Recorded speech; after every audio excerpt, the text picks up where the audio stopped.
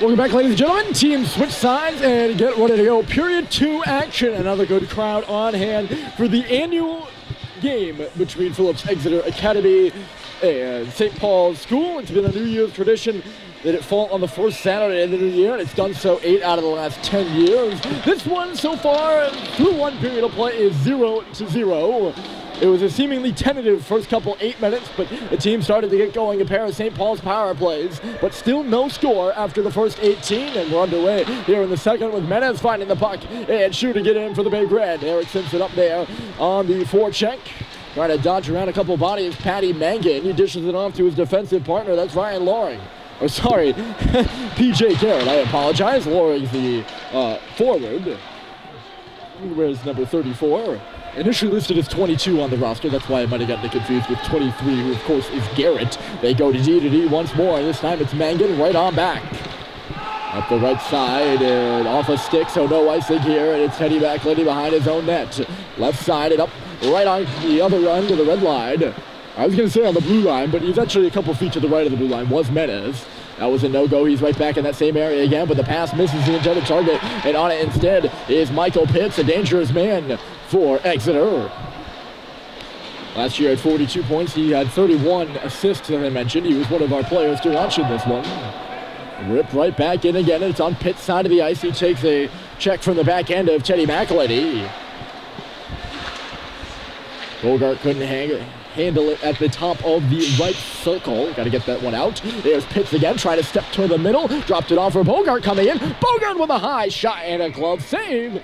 Andy Barron somewhat off to his left. Looked like the shot might have been going wide anyways, but he reaches up there, makes the windmill of a stop, and we will get a stoppage. 16:32 and the face-off to the left. Both sides make changes. 4 versus 14 to the dot. It's Ty Green for St. Paul's, but, 4 versus 34. There's a shot through traffic from the line. Jacob Matthews put that one through, and it took a couple of bounces, but Barron was able to make the stop. 34, of course, is Loring, who we spoke of earlier. Here's Max Dumas. He's going to do a bit of a wheel around and come out to center. Nice crisp pass over the left side. It's Cooper Flitton across the blue. He'll just rip on in deep and go out the right side. It's John Sacklad towards the middle onto an Exeter stick. Bounce the ground in the slot now. And taking it instead is Matthews. In neutral territory and moving his legs to get back on it now is Max Dumas. Exeter going off on a change, so no forecheck there from Adair Tulloch. There's Sacklad on the left side from the tip from Flitton. Flitton pushing the body and getting the puck deeper where Sacklad is in the corner. 2-on-2. Now it's Green coming in as Flitton heads to the bench. Working up the boards here. It's Dion Deere with a shot. Deflected in front and it headed out towards that left side where Orrin was coming off the bench but couldn't get a stick on it. Over on this near side, it's now Reese Popkin, chipped up and around Dion Deere. Coming in is Orrin to help out. Exeter has now completed their change. They have some space. The puck to the middle was just behind Gannon. A bad pass, and it's Schubert the other way. Schubert a shot, and it rifted off the pad of Welch. And looked like it went back in behind the net. You saw some hands go up there. Just went off the outside of the cage, but the net riffled there. Barron wants to stoppage, and he makes sure the referee knows it too. Getting that glove up, saying, I'm holding on to this one. And he does just that. Charlie Brigham wristing one in.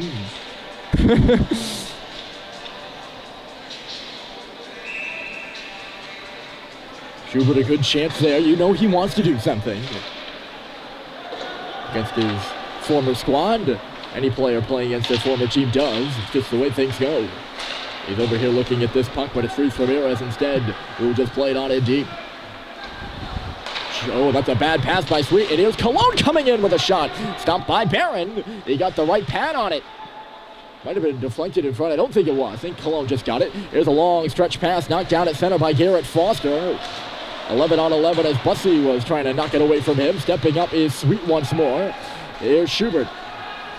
Saucer pass, and it's McElhenney off the glass, bouncing on Mangan, and here comes Menez in front, and Bussey had it just hop over his stick. I don't know if it was a bad pass or what. It got away from Stadheim now. I think Bussey just jumped the gun a bit. Here's Cologne, left side. Foster's the late man. Cologne, a nice little drag move, still in deep. Foster now right back to Cologne. He's out on the right side, and then to the point with a shot. Fonteraro had it go right to the goal, and it was kicked away by Barron. The rebound still in play, and it's Cologne once again. He's looking at Fonteraro on the right point, but cuts in towards the St. Paul's end before taking a check and losing it. Stadheim, stretch pass, sends in a drive. Rebound was in front too. After a good stop was made by Ryan Welch. That is, oh boy. I tell you, that's a great stop by Welch. I don't blame him for not being able to crowd that rebound after he got the shoulder up there, because that is one rocket Eric Simpson releases. And he can get it off in a hurry too. Face off to the left right now. Simpson lined up in a special formation here. Stadheim couldn't win it to him though, and Exeter will take the puck. Bogart right side takes a bump. St. Paul's has gotten that matchup they wanted. Initially, they had the second line out there against the top line of Pitts, Bogart, and Andrew Seaman. And they have their first line out there now. That would be the Menez, Simpson, Stadheim line. Hold on a second. Here's Simpson! And another stop was made by Welch. He might have hit the crossbar, too. Couple bodies going to that. I think Stadheim and Menez were both in the area and might have taken away the eyes of the Exeter goaltender. Good chance there. Simpson shooting high once again, but no dice. Here's Jankowski now. He'll go to the corner. Russell getting his stick in there on him, but Exeter still's got it. It's Bogart at the line, and the shot was blocked. Simpson stepped up and got a pad on it. And now he has it out in neutral territory too. Cooper Flynn left side. Flynn with a shot. Rebound. There. Score!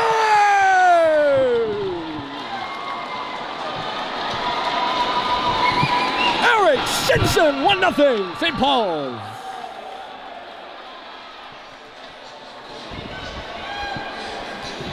That's his play, folks.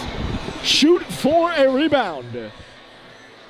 An intelligent play by freshman Cooper Flynn coming down the left side. He got the rebound in there on Ryan Welch, and driving through the two Exeter defensemen is St. Paul's leading scorer, Eric Simpson. He flips it up and over the glove side into the top corner, and St. Paul's on the board first. That's Simpson's 8th of the year and his 15th point. And they're right back in the offensive zone too. That's John Sacklight. He's got a 3-game goal streak going right now. He scored in each one of those New Year's tournament games and route to the St. Paul's victory. Here's Exeter trying to answer, and consoling up the right side is Matthews. He got around Flynn there. Matthews now taking a check from Riley Drew as it comes out the far side. Popkin stepping in, playing it to the corner. This puck back to the line now. Stepping in with a shot. Here is Willman, and it was shouldered away by Barron. Puck still loose. Drew up the wall for Sackler, but it's a no-go. Held in there by Popkin on the left side. In the corner, taking a hit is Loring. Play picking up now. As up across the top of the circles with a nice pass is Willman. In back of the net off Patty Bangan. He's going to get the puck back as St. Paul's can't clear. They're stuck in the defensive end. Good responsive shift here from the Exonians. And a good stop there by Andy Barron off that left side.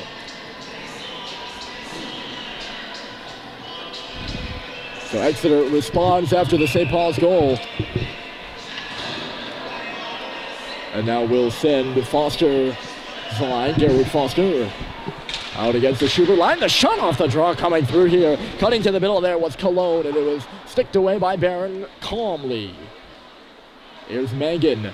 We'll see a little bit of a smile over there. I don't know who he was looking at exactly on the ice. Maybe it was Luis Ramirez. Maybe it was a wince, actually. I don't know. He's showing those pearly whites, though, Malcolm was. He's getting up there in the offense right now. Orrin lays a check, puck to the goal here by Macklin. He's steered aside by Welch, though. Now out to center, through center. This could be icing if Cologne doesn't hustle, but a good skate there by Cologne, and he negates the icing.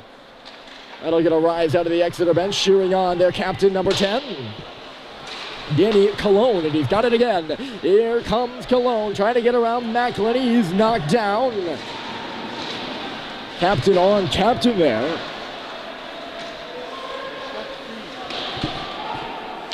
Garrett Foster wearing the C on his jersey, by the way. Maybe I said that wrong.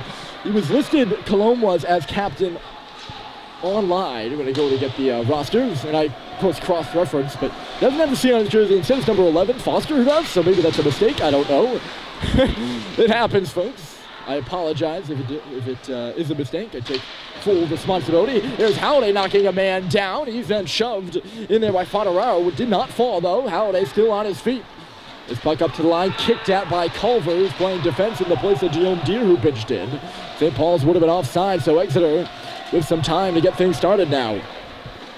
It's Garrett coming out from behind his own net. Green was watching him. Guillaume Deere with a tap, and then further by Ty Green. St. Paul's working on a 1-0 lead now, and there's 9:40 to go here in the second.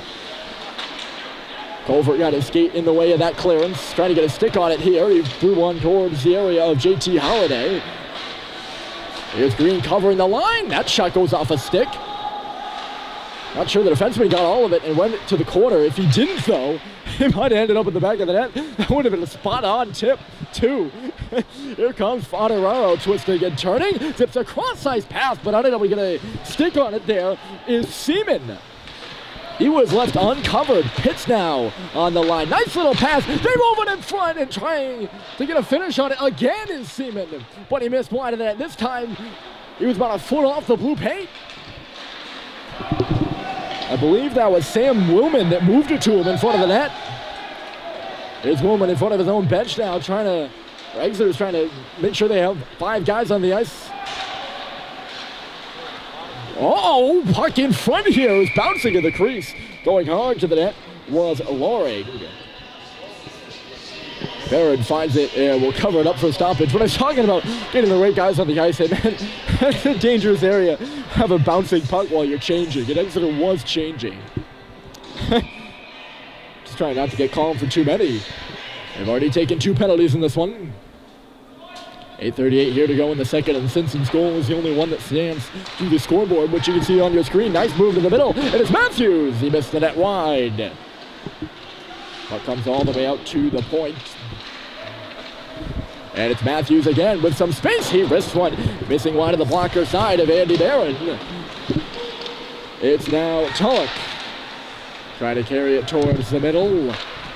St. Paul's fighting it. Here goes Metas on the left side with a bit of space. Simpson drive in the middle. Coming in to help out is Russell as well. Bryson Russell trying to reverse it. Instead it was blocked. And the other way comes Willman. Willman trying to get to the middle. He didn't even get a shot, and it was knocked away. And a nice play there by Owen Stadheim, or actually Willman, coming back as well to take it away from an oncoming Owen Stadheim.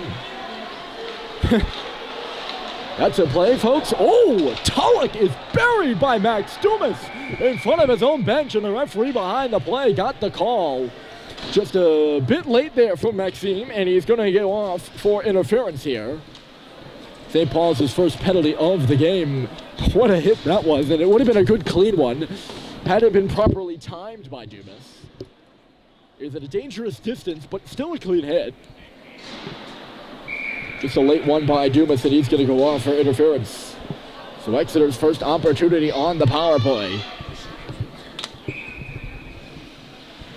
St. Paul's 0 for 2 on theirs, and Exeter looking to tie the game up. St. Paul's leader in penalty minutes is Dumas. I think he has 11 now, counting these 2. So I think he had 9 previous. I will double check on that. I'm just a bit too lazy to reach behind me right now and take my eyes off the play. I'll be frank with you. That pound's bouncing up in the air, but it makes it to Seaman, who plays it back in deep. At the right point, it's Mangan, but it gets away from him now. Sloppy passing, and Exeter is forced to regroup. Green aggressive there, watching Patty Mangan, who spins away from him and makes the pass up the right side. Stepping in is Garrett Foster. Foster banks it off the boards. That's Seaman on the far side. Up top for Mangan again. That puck came out. And an offside called against the Exonians. If the offensive zone had been about an inch bigger, that would have been a gorgeous pass. But one blown dead here by the officials. Yes, Dumas had 9 penalty minutes previous to this one. It shows I do my homework. And this will be, once he either steps out of the, actually it'll be his 11th anyway, no matter if Exeter scores or not, they still count the full 2 minutes. That puck right in between the legs of Russell, who finds it and corrals it. Down she goes. Meadows up on the penalty kill for St. Paul's, but it's Seaman on that left side. He's working on his second shift upper man, and he's across the red line. Foster coming with him on the right. It's Garrett Foster in below the icing line, all the way around. There's a shot out in front, and the puck gets loose. Driving the cage in there is Patty Bogart, who is the initial shooter. As Foster came up and around, Bogart, a forward, manning the left point on the power play for Phillips Exeter. And I think St. Paul's with either puck watching or just didn't pick up Bogart sneaking in. And he got a couple hacks and whacks off. I don't think he actually was able to get the shot. It might have been deflected in on Barron, and that's what caused the trouble in front of the net. There's Andy again. He sees that puck is bouncing, so won't try to play it. Exeter takes over off of that. They get their second power play unit out here right now, and it's Fodoraro moving it. He gets it back here from the corner and then across. That's Popkin at the line. Fodoraro now shot through traffic. They're looking for a deflection in the middle of the ice. Off the stick of Sam Willman between the hashes and straight up and out. 6:11 to play and a much slower power play than the second one for St. Paul's here for Exeter. Another stoppage, and stoppages are, I don't want to say good things in power plays, but it means you're getting shots to the net. So I guess yes, because you want to have more shots on your power play. There's Popkin now coming through, and another one got deflected. This one goes to the corner, sneaks out the far side. It's Reese Popkin again receiving the pass. Fodoraro now waiting. They play it towards the middle. The pass is fanned on, and then Stadheim broke his stick. He's going to go to the bench here. This is a 5-on-3. 5 seconds to go. You wouldn't think Stadheim would stay in there with a broken stick, but he just went off. And on the ice in his place is Joe Schubert. Power play now over. Here's Willman falling his feet. Willman centers it. And it was away from Danny Colon. It got hit off a stick. Deflected, I guess you would say. I feel like I'm saying deflected a lot. Quite a few shots nicked off skates and sticks in that power play. A stretch pass up ahead for Halliday. He's just going to head it on goal as that puck will trickle towards Ryan Welsh. Halliday unable to catch up to it, but he does get the stoppage and the whistle.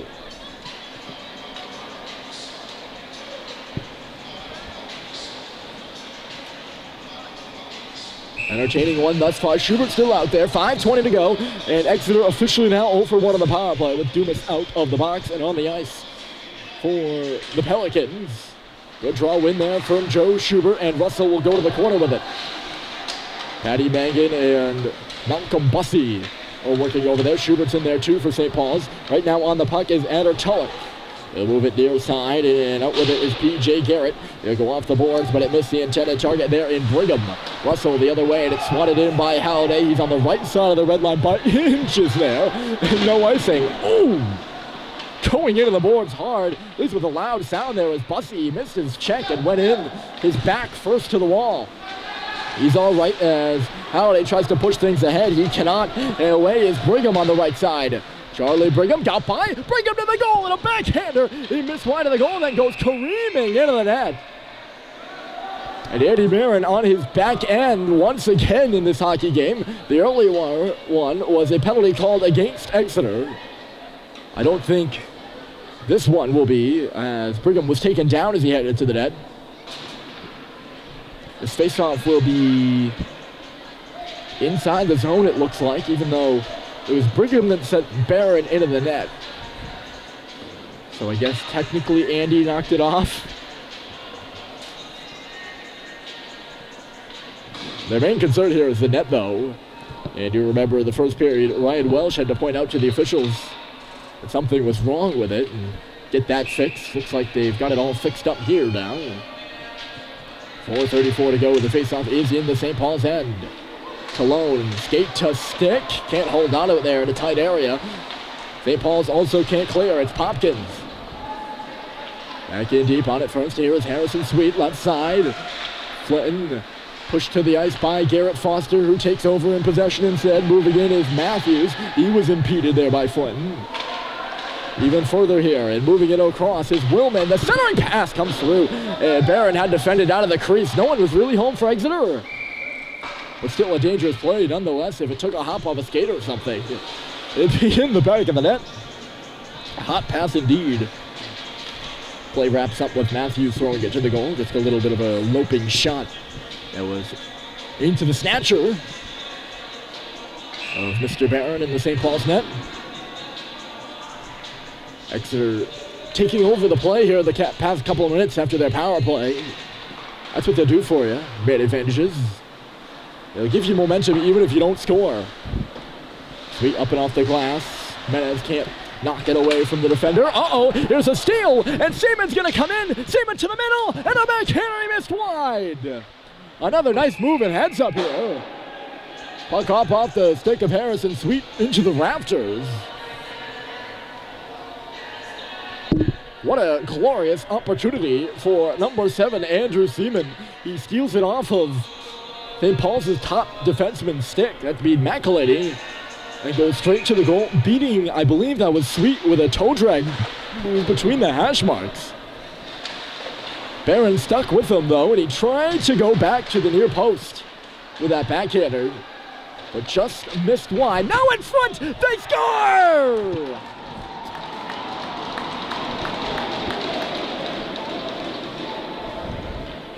It's Toronto boy Patty Bogart with the finish in the blue paint, and Exeter has tied the game 1-1.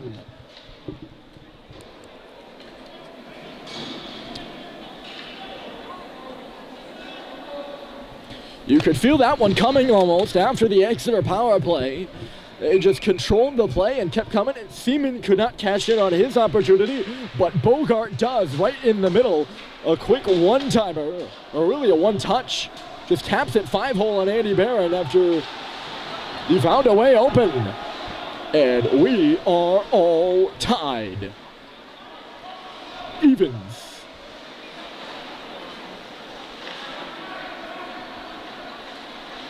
Bogart and Simpson have the goals, and a late one there from Patty. With 3 minutes left to go. Exeter looking for a bit more here, and hustling up and ahead is Loring. You go into the boards hard there. Some Exeter player lost his glove. Looks like he's got it back now. Maybe a defenseman there. A couple of nice stick moves in the corner by Brigham before he had it taken away. And it's jabbed out across the red line by Orr. No further, and shot by Nicholas Foderaro from center. Clean out. He didn't even get tipped. It went right up and over the mesh. I would think this faceoff would be in the St. Paul's offensive zone. But they're going to have it at center ice, near where that puck went out. Off the stick there of Foderaro. Puck on the boards, and now it's Russell across for Dubas. So tied at 1, we hit the reset button, and Patty Bogart has done that for us. Exeter on the board here. Not sure how he got open. I have to go back and look, I guess. But he got open all right, and there was nobody even a country miles length from him. Here's Green with a shot, and a nice stop there by Welch. That's the first action he's seen in a couple minutes. Green's shot from the bottom of the circle is swallowed up by the Exeter goaltender. Yeah, not sure how he got open. But a great pass in front. Not sure who passed it either. Just shows you how much I was watching. I promise you, I do watch the game.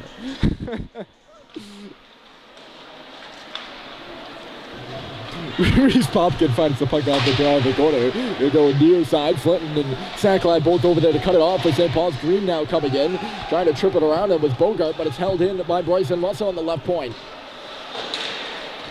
Dumas collides with his man and got caught. It's a 2-on-1 the other way. Bogart with Pitts, and a nice sliding play. Hold on a moment. Sent back across by Bogart as Russell went sliding to knock the puck away from him initially. He got it back and lifted it over him.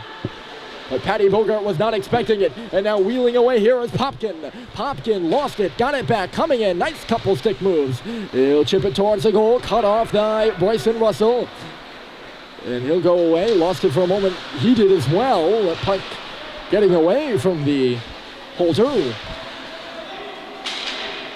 Green backhands it onto the stick of Matthews. Chance for Exeter to take the lead there. Max Dumas stepped up and didn't really have a good recollection of where that puck was. Bryson Russell left all alone in a 2-on-1 with the two leading scorers as Dumas goes down here. Just a little bit of a tap to his back heel, and St. Paul's is going to head to the power play. Statheim recognizes that, and he is skating hard. Statheim left it behind him. Simpson coming in, and he's boarded. And we could have 2 penalties. I think the play on Simpson is more penalty worthy than the play on Dumas, which the Exeter faithful here in the building did not seem particularly pleased with. And the referees are talking this over, whether there will be 2 penalties or 1. As of the moment, it's the goal scorer, Bogart, in the box for a trip.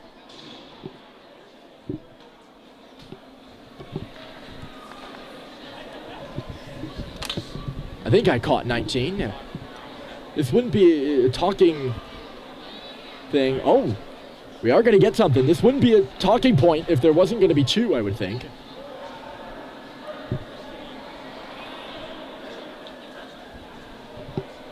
And it's actually going to be a 4-minute. So they've put 4 on the board. I'm not sure if Bogart made both penalties. If he did, then it would be 2 guys in the box and should be a 5-on-3. But they have 4 minutes on the board for Patty Bogart. And that looks like what it's going to be. So 51.8 left in this second period. St. Paul's a glorious opportunity in a double minor to Patty Bogart. And now head coach Dana Barban wants another chat with the referees. Or maybe they need another puck. That's what they need. They need another puck. Dana seemed like he was all set, I was going to say. Bogart, 4 goals, 13 assists, 17 points, and it's unlikely he gets any right now. Sitting in the box, it's McElhenney. Up top, Halliday back for McElhenney. In the middle for Statheim. He fanned. Puck is still loose. And it's in the glove of Ryan Welsh with Eric Simpson standing in front of the net.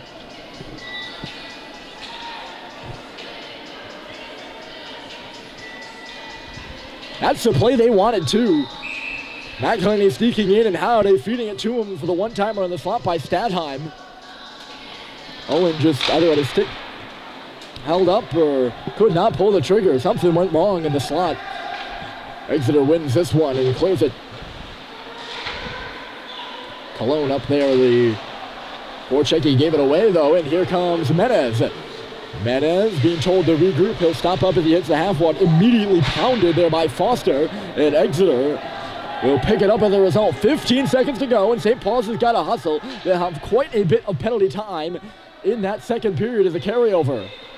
Cologne watching McElhenney come up. 5 seconds on the clock, and it's Menez off his skate. 2 seconds, and then one puck to the middle of the ice. Coming in was Statheim, but it was intercepted before it got there, and that will do it. We get our first goals of the game, 2 of them in that second period.